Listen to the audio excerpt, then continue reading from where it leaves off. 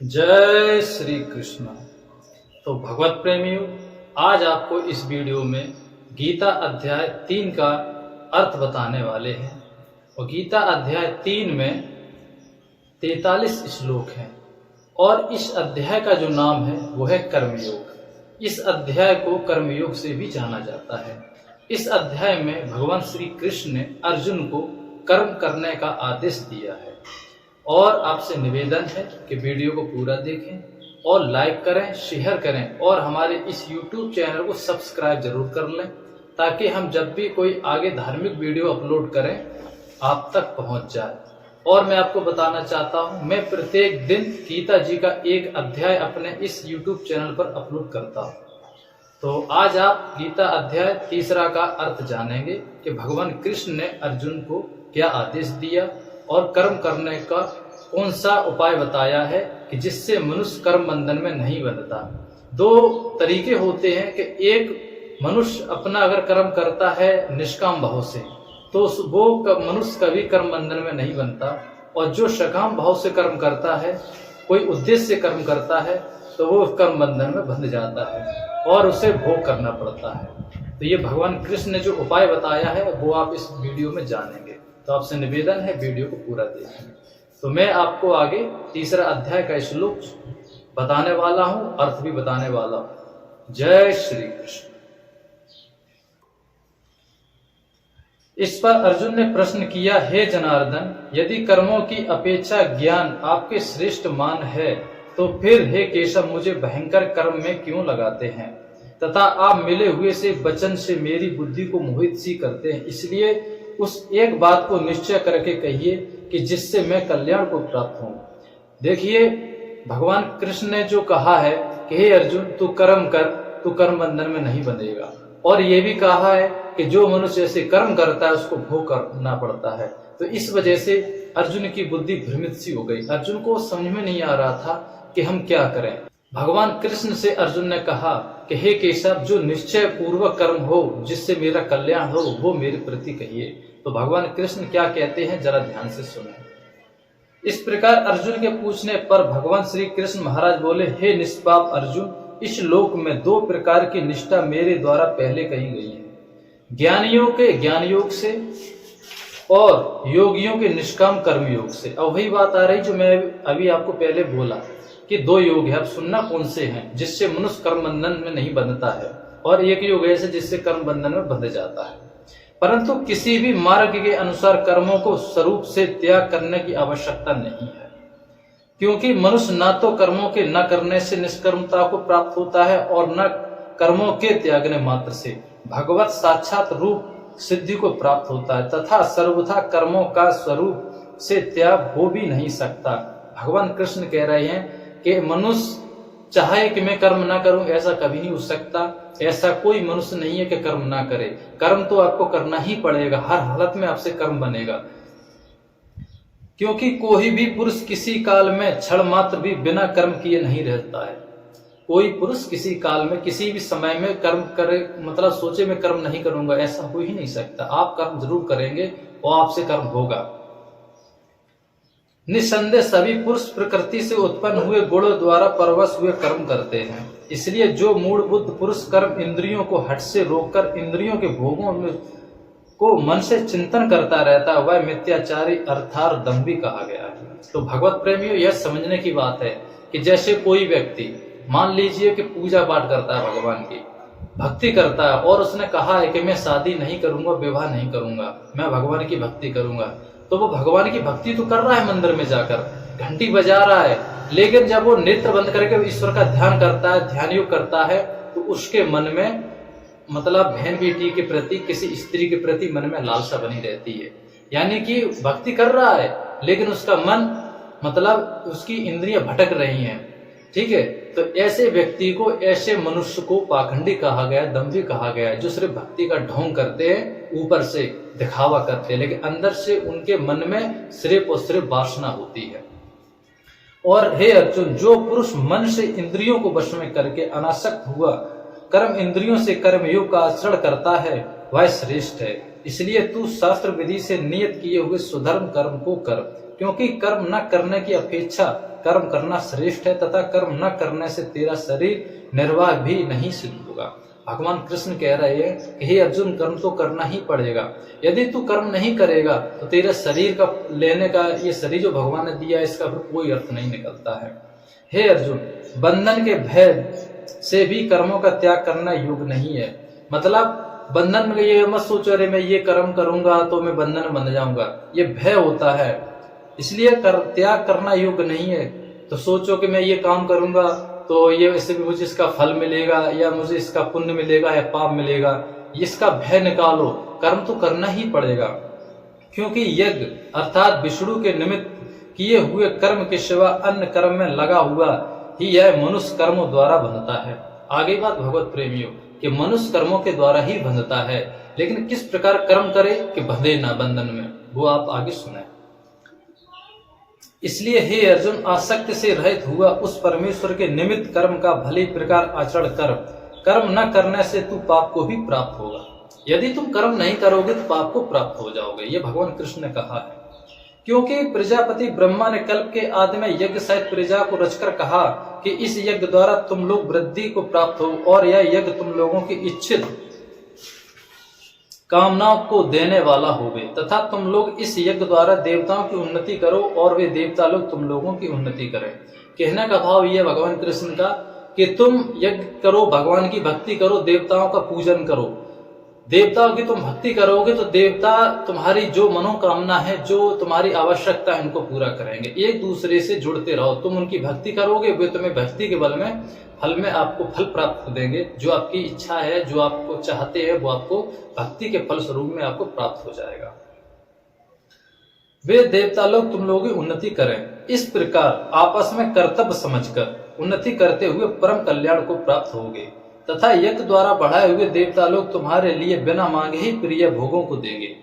भगवान कृष्ण कह रहे हैं कि देवता लोग आपको बिना मांगे ही आपकी जो इच्छा है, जो आपका फल चाहते हो, जो आप मतलब आपको आवश्यकता है, वो आपको मिल जाएगी बिना मांगे ही।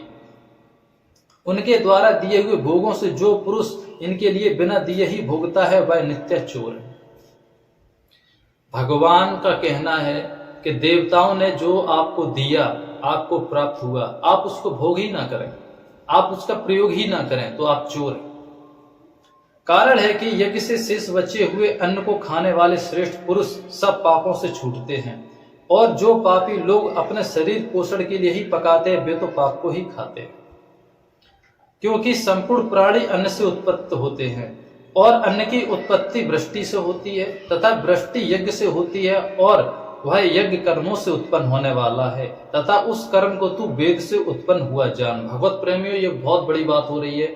मैं यहाँ एक चीज और साबित करना चाहता हूँ कि जो अपने 4 वेद हैं, सर्ग वेद, साम वेद, यजुर्वेद, अथर्ववेद, ये परमात्मा की वाणी है, अविनाशी परमेश्वर का है। ये किसी की मतलब लोक वेद दंत कथा नहीं है, ये भगवान की स्वयं वाणी है। जो सत्यनारायण है वो परमेश्वर की वाणी है, परमेश्वर ने वेद को रचा है। वेद में जो लिखा है वो एकदम सत्य है, उसमें कोई संदेह नहीं है।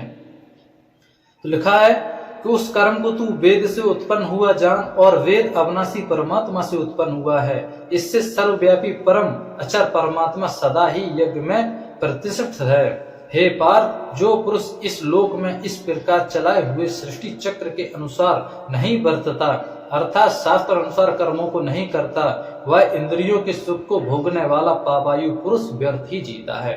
भगवान कृष्ण जो कह रहे हैं कि जो मनुष्य शास्त्र विधि के अनुसार भक्ति नहीं करता है, शास्त्र विधि के अनुसार कर्मों को नहीं करता है, मनमानी आचरण करता है, मनमानी पूजा करता है, मनमानी साधना करता है, ऐसा पुरुष व्यर्थ ही जीता है। वो पापी पुरुष है, व्यर्थ जीता है, व्यर्थ अपना जीवन गवा देता है।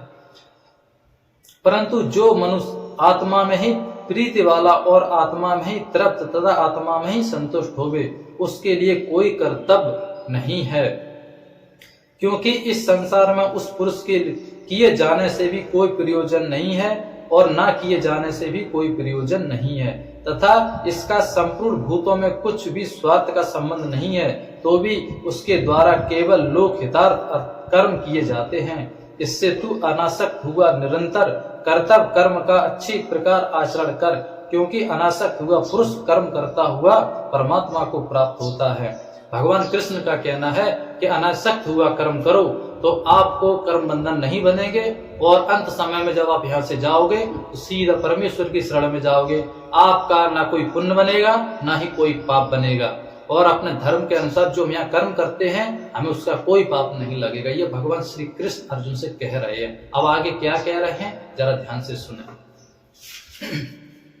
आसक्ति रहित कर्म द्वारा ही परम सिद्धि को प्राप्त हुए, इसलिए तथा लोक संग्रह को देखता हुआ भी तू कर्म करने को ही योग्य है, क्योंकि श्रेष्ठ पुरुष जो जो आचरण करता है अन्य पुरुष भी उसके ही अनुसार वर्तते हैं। कहने का भाव यह भगवान कृष्ण का कि कोई महान पुरुष आए, वो जैसा यहाँ कर्म करेगा, जैसा करेगा तो हम लोग वैसा ही करेंगे। उदाहरण के तौर पे बता दूं कि जैसा अगर माता पिता हैं, बच्चा अगर छोटा है, पैदा हुआ, जन्म लिया, अगर थोड़ा मतलब बड़ा हो गया 1-2 साल का, तो जो माता पिता जैसे करते हैं, जो काम जैसे पूजा पाठ करते हैं माता पिता, तो बच्चे भी देख देख के पूजा पाठ करते हैं, क्योंकि बच्चों पे असर माता पिता का पड़ता है। जैसा माता पिता करेंगे बच्चा वैसा ही करेगा। अगर माता पिता मान लीजिए 1 साल का बच्चा है, नाच रहा है या गा रहा है, तो बच्चा भी नाचने गाना शुरू कर देगा माता पिता को देख देख के। यदि माता पिता मतलब चोरी का काम करते हैं तो बच्चा भी चोरी का काम ही करेगा। माता पिता लड़ाई झगड़ा करते हैं तो बच्चा भी लड़ाई झगड़ा ही करेगा। तो ये भगवान कृष्ण कह रहा है कि मैं जैसा कर्म करूं, जैसा मैं बरतने लगूं, ये संसार के लोग वैसा ही करने लगे, क्योंकि भगवान जो यहाँ कर जाते हैं ना, तो हम लोग भी वैसा ही करते हैं। और लिखा है, क्योंकि यदि मैं सावधान हुआ कदाचित कर्म मैं न बरतूं तो हे अर्जुन सब प्रकार से मनुष्य मेरे बर्ताव के अनुसार बरतते हैं। भगवान कृष्ण कह रहा है कि मैं जैसा कर्म करूं, यदि मैं कर्म सावधान होकर न करूं, जो मन में आए करूं, तो मनुष्य भी वैसा ही करेंगे। यदि भगवान कोई पाप कर्म करें तो मनुष्य भी पाप कर्म करेगा। इसलिए भगवान कहते हैं कि मैं सावधान होकर कर्म करता हूं, ताकि मनुष्य आगे कोई भी कर्म ऐसा ना करे जिससे वो पाप को प्राप्त हो जाए। तथा यदि मैं कर्म न करूं तो ये सब लोग भ्रष्ट हो जाएं, और मैं वर्ण शंकर करने वाला हूं तथा इस सारी प्रजा का हनन करूं, अर्थात मारने वाला बनूं। इसलिए हे भारत, कर्म में आसक्त हुए अज्ञानी जन जैसे कर्म करते हैं, वैसे ही अनासक्त हुए विद्वान भी लोक शिक्षा को चाहता हुआ कर्म करे। ज्ञानी पुरुष को चाहिए कि कर्मों में आसक्त वाले अज्ञानियों की बुद्धि में भ्रम अर्थात कर्मों में अश्रद्धा उत्पन्न ना करे, किंतु स्वयं परमात्मा के स्वरूप में स्थित हुआ और सब कर्मों को अच्छी प्रकार करता हुआ उनसे वैसे ही करावे। भगवान कृष्ण कह रहे हैं कि ज्ञानी पुरुष को चाहिए कि वो अच्छे कर्म करे, किसी की बुद्धि को भ्रमित ना करे। यानी कि यदि आपको कोई अच्छा ज्ञान प्राप्त है, जैसे आप टीचर है, शिक्षक हैं, आप पढ़ाते हैं, तो जो आपने पढ़ा है, जो पता है कि ये मतलब एग्जाम में परीक्षा के समय ये सिलेबस आता है, तो बच्चों को वही पढ़ाएं, फालतू का शिक्षा न दें। तो इसी प्रकार ज्ञानी को पता है कि इस प्रक्रिया से, इस विधि से भगवान की भक्ति करनी चाहिए, इस प्रकार से मनुष्य सुखी होता है, इस प्रकार से मनुष्य की मुक्ति होती है, आत्मा का मोक्ष होता है, तो वही विधि बताएं, फालतू की मतलब बात ना बताएं, फालतू का ज्ञान न दें, ताकि जिससे मनुष्य की बुद्धि भ्रमित हो जाए। और ऐसा कोई ज्ञान न दे जिससे परमात्मा के प्रति अश्रद्धा बढ़े। तो लिखा है आगे कि हे अर्जुन, वास्तव में संपूर्ण कर्म प्रकृति के गुणों के द्वारा किए हुए हैं, तो भी अहंकार से मोहित हुआ अंतकरण वाला पुरुष मैं करता हूं ऐसा मान लेता है। परंतु हे महाभाव, गुण विभाग और कर्म विभाग तत्व को जानने वाला ज्ञानी पुरुष संपूर्ण गुणों में बरतते हैं ऐसा मानकर नहीं आसक्त होता है, और प्रकृति के गुणों से मोहित हुआ पुरुष गुण और कर्मों के आसक्त होते हैं। उन अच्छी प्रकार न समझने वाले मूर्खों को अच्छी प्रकार जानने वाला ज्ञानी पुरुष चलायमान न करे। इसलिए हे अर्जुन, तू ध्यान निष्ठ चित्त से संपूर्ण कर्मों को मुझ में समर्पण करके आशा रहित और ममता रहित होकर संताप रहित हुआ युद्ध कर। भगवान कृष्ण कह रहे हैं मोह माया को त्याग कर अपने धर्म को अपना समझकर, जो तेरा कर्म है उसको अपना धर्म समझ और युद्ध कर, मोह माया को त्याग दे। हे अर्जुन, कोई भी मनुष्य दोष बुद्धि रहित हो और श्रद्धा से युक्त हुए सदा ही मेरे इस मत के अनुसार बरतते हैं, वे पुरुष संपूर्ण कर्मों से छूट जाते हैं। भगवान कृष्ण कह रहे हैं कि जो मेरे अनुसार बरतते हैं, जो मैं ज्ञान देता हूं, मेरे ज्ञान के अनुसार चलते हैं, मेरे ज्ञान के अनुसार कर्म करते हैं, वो मनुष्य सभी कर्म बंधनों से मुक्त हो जाते हैं, छूट जाते हैं। उन संपूर्ण ज्ञानों में मोहित चित्त वाले को तू कल्याण से भ्रष्ट हुए ही जान, क्योंकि सभी प्राणी प्रकृति से को प्राप्त होते हैं, अर्थात अपने स्वभाव से परवश हुए कर्म करते हैं। ज्ञानवान भी अपनी प्रकृति के अनुसार चेष्टा करता है, फिर इसमें किसी का हट क्या करेगा। कोई मनुष्य अगर किसी को समझाओ, यदि वो अपनी इच्छा से कर्म करता है, उसका किसी में मोह है, तो आप उसको, जैसे कोई पिता है, अगर वो वृद्ध है, उसका अगर अपने पुत्र में मोह है और उसका पुत्र गलत रास्ते पे जाता है, मान लो चोरी डकैती करता है, ठीक है, लोगों को परेशान करता है, घर में लड़ाई झगड़ा करता है, नशा पानी करता है, और पिता का उस पुत्र में मोह है, तो मतलब सबको दिखता है कि इसका जो पुत्र बहुत मतलब बदतमीज है और बुरी संघर्ष का है और उसके बुरे कर्म है, अच्छा लड़का नहीं है।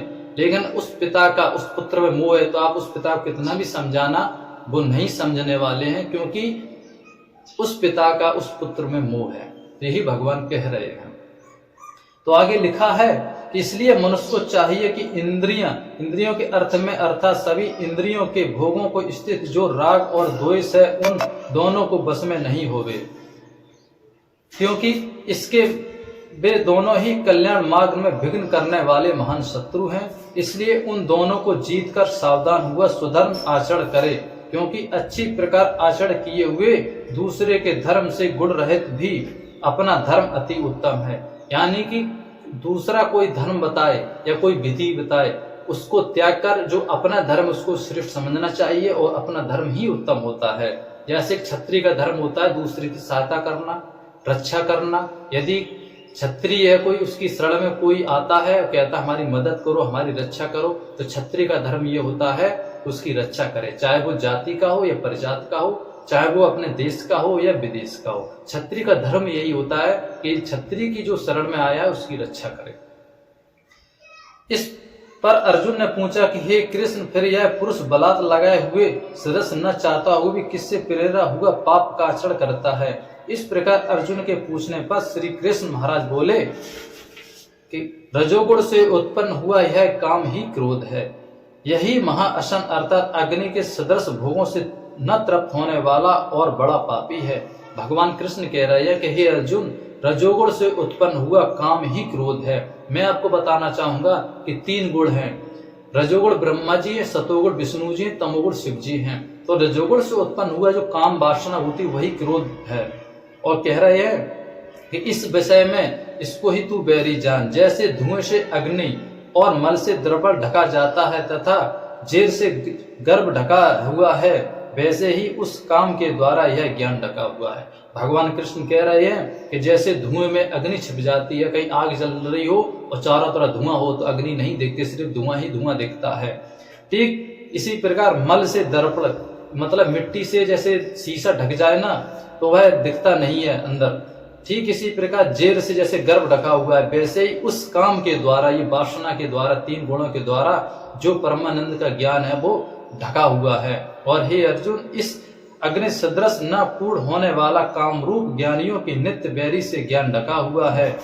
इंद्रियां, मन और बुद्धि इस काम के वास स्थान कहे जाते हैं, और यह काम इन मन, बुद्धि और इंद्रियों द्वारा ही ज्ञान को आच्छादित करके उस जीवात्मा को मोहित करता है। इसलिए हे अर्जुन, तू पहले इंद्रियों को बस में करके ज्ञान और विज्ञान का नाश करने वाला इस काम पापी को निश्चय पूर्वक मार। भगवान कृष्ण ये कह रहे हैं कि पहले ज्ञान को समझ, इंद्रियों को बस में कर, उसके बाद इस काम वासना जो काम रूपी शत्रु है इसको मार दे, इसका विनाश कर। और यदि तू समझे कि इंद्रियों को रोककर काम रूप बैरी को मारने की मेरी शक्ति नहीं है तो यह तेरी भूल है। भगवान कृष्ण ये कह रहे हैं कि अगर तुम्हें ज्ञान प्राप्त हो चुका है और इंद्रियां बस में हैं, अगर फिर भी तुम्हें लगता है कि हम इस काम रूपी शत्रु को नहीं मार सकते तो यह भूल है। क्योंकि जिस मनुष्य को ज्ञान हो जाता है, इंद्रियां वश में हो जाती हैं, तो वो इसी काम वासना से बहुत दूर हो जाता है, फिर वो काम वासना में नहीं उलझता है। क्योंकि इस शरीर तो इंद्रियों को पर श्रेष्ठ, बलवान और सूक्ष्म कहते हैं, और इंद्रियों से परे मन है और मन से परे बुद्धि है, और जो बुद्धि से अत्यंत परे वह आत्मा है। इस प्रकार बुद्धि से पर अर्थात सूक्ष्म तथा सब प्रकार से बलवान और श्रेष्ठ है। अपने आत्मा को जानकर और बुद्धि द्वारा मन को बस में करके हे महाभाव, अपनी शक्ति को समझकर इस दुर्जय कामरूप शत्रु को मार। भगवान ये कृष्ण कह रहे हैं कि इंद्रियों से पर मन है, यानी इंद्रियों से बड़ा मन है। मन जो चाहेगा इंद्रिया वही करेगी, ठीक है। और मन से भी पर क्या है, हमारी बुद्धि है। जो बुद्धि चाहेगी वही मन करता है। और बुद्धि से जो अत्यंत परे, यानी बुद्धि से जो आगे, जो श्रेष्ठ है, जो बड़ा है, ठीक है, वह आत्मा है। आत्मा जो चाहेगी बुद्धि वही करती है। तो भगवान कृष्ण कह रहे हैं कि इस आत्मा को, मन को बस में करके और अपनी शक्ति को समझकर इस दुर्जय जो कामरूप है उसको, शत्रु को मार दे, यानी काम वासना को नष्ट कर। ये भगवान कृष्ण ने कर्म कहा है और मोह माया को त्याग कर कहा है कि अर्जुन तो युद्ध के लिए खड़ा हो, तो युद्ध कर अपना धर्म समझकर। तो ये था तीसरा अध्याय कर्मयोग जो मैंने आपको बताया। यदि आपका कोई प्रश्न है तो हमें कमेंट में बताएं।